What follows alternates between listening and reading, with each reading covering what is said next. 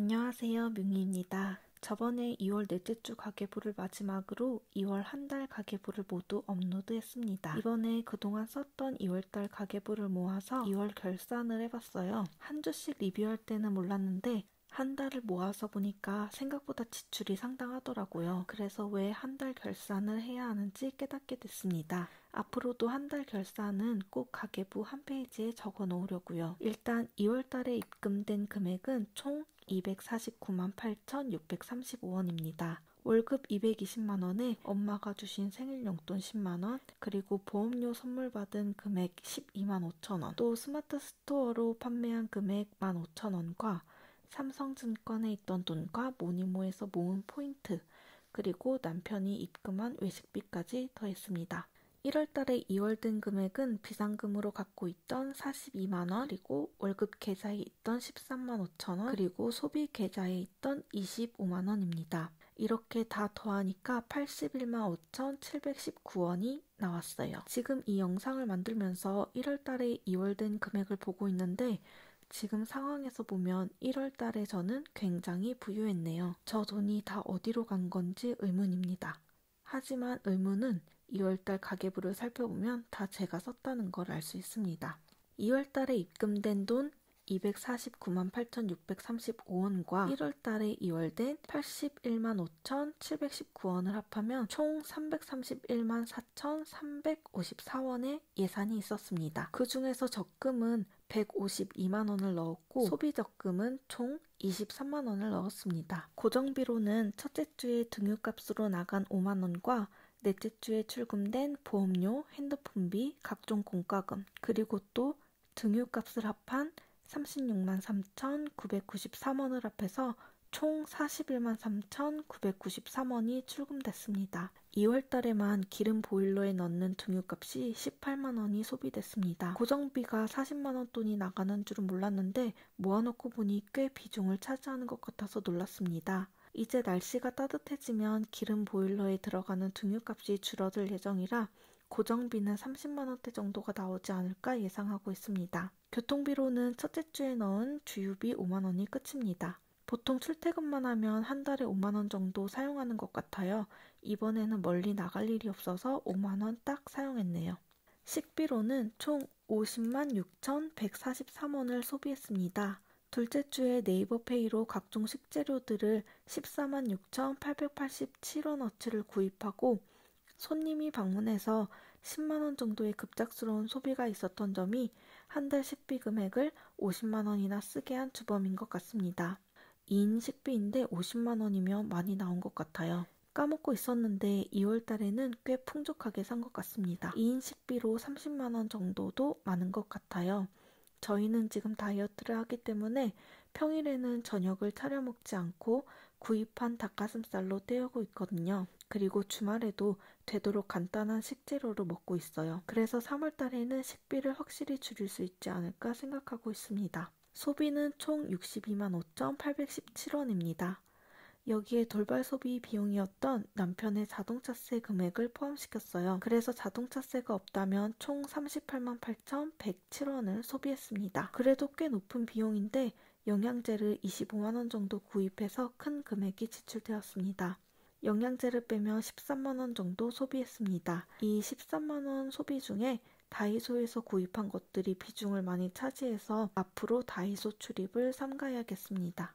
이렇게 저는 큰 항목으로 적금, 소비적금, 고정비, 교통비, 식비, 소비로 분류했습니다. 적금을 많이 한다고 생각했는데 식비와 소비에 지출한 금액을 적금에 더 넣었으면 어땠을까 하는 후회가 남습니다. 손님이 방문할 때마다 쓸 돈을 따로 모아놓는 게 좋을 것 같다는 생각이 들고 식재료를 너무 한꺼번에 사지 않도록 주의해야겠다고 느꼈던 2월달 소비였습니다. 지출한 총 금액은 159만 5,953원이고 입금된 금액에서 적금, 소비적금, 지출 금액을 빼니까 마이너스 84만 7,318원이 나왔습니다. 1월달에 2월된 금액인 81만 5,719원을 합하면 총 마이너스 3만 1,599원이 나왔습니다.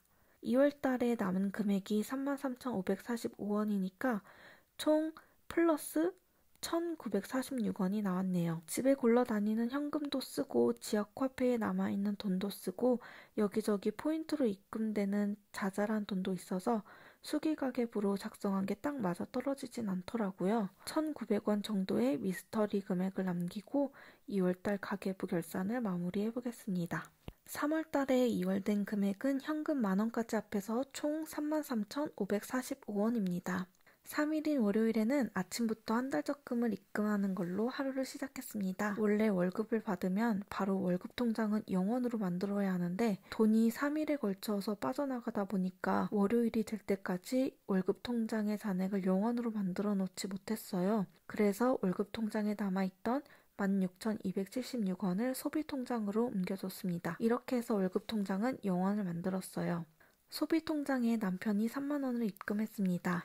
입금한 이유는 제가 지역화폐 카드를 갖고 있어서 본인이 살 물건을 지역화폐로 사기 위해서 입금을 했습니다. 지역화폐는 10% 할인이 되기 때문에 지역화폐를 사용할 수 있는 곳에서는 무조건 지역화폐를 우선으로 사용하는 편입니다. 남편이 살 물건은 2만원 정도여서 2만원 충전했고 10% 할인된 금액인 18,000원만 통장에서 빠져나갔습니다. 남은 금액을 돌려주려고 하니까 그냥 저보고 쓰라 그래서 고맙다고 하고 남겨뒀습니다. 또 카카오뱅크에 남아있던 1,269원도 소비계좌로 옮겨줬어요. 소비계좌의 총 잔액은 29,545원입니다. 지역화폐로 아울렛 같은 곳에서 식기류 17,920원을 구입했습니다. 저희는 저보다 남편이 주방 식기류에 관심이 많은 편이에요. 전 있는 것만 쓰는 편인데 남편은 예쁜 식기류를 보면 구입하고자 하는 의지가 상당합니다. 본인 용돈으로 사는 거니 딱히 뭐라 그러진 않지만 본인이 더 이상 사지 않아도 된다는 걸 느끼길 바라고 있습니다. 그리고 월요일에 안 쓰던 14K 귀걸이를 금은방에서 판매했습니다. 예전에 카카오톡 선물하기에서 받은 14K 귀걸이라 가격이 굉장히 저렴한 거였거든요. 정가가 3만원 정도였던 걸로 기억하는데 선물 받았는데 제 취향이 아니라서 끼지 않고 계속 보관만 해두다가 나중에도 사용하지는 않을 것 같아서 그냥 판매해버렸습니다. 18K나 순금이라면 보관을 했을 텐데 14K라 지금 금값이 올랐을 때 판매하는 게 더 나을 것 같더라고요. 지금 금값이 올라서 정가가 3만원 정도의 귀걸이였는데 총 24,000원에 판매했습니다. 큐빅이 달려있던 귀걸이라 큐빅 무게는 빼고 금값만 계산해서 받았어요. 24,000원이면 그냥 커피값이긴 한데 보관하는 것보다 이렇게 현금으로 바꾸는 게 더 좋을 것 같더라고요. 여튼 이렇게 집에서 굴러다니는 귀걸이 판매하고 24,000원이 생겼습니다. 지금은 금값이 너무 올라서 14K 귀걸이도 비싼데 나중에 금값 떨어지면 14K나 18K로 액세서리 좀 구매해 놓으려고요. 액세서리로 예쁘게 사용하다가 나중에 금값 오르면 또 이렇게 팔아서 비상금으로 써야겠어요. 또 월요일에 갑작스럽게 멀리서 손님이 찾아와서 신용카드로 식비를 결제했어요. 아무래도 바닷가 지방이라 손님이 오면 회를 대접하는 편인데 맛있는 회와 가리비 구입해서 105,000원을 신용카드로 결제했습니다. 손님이 오는 건 좋은데 돈이 없다 보니 이럴 때 고민이 되는 것 같아요. 손님 전용 비상금을 마련해 줄까 봐요. 저는 벌써 손님이 많이 찾아오는 여름이 걱정이랍니다.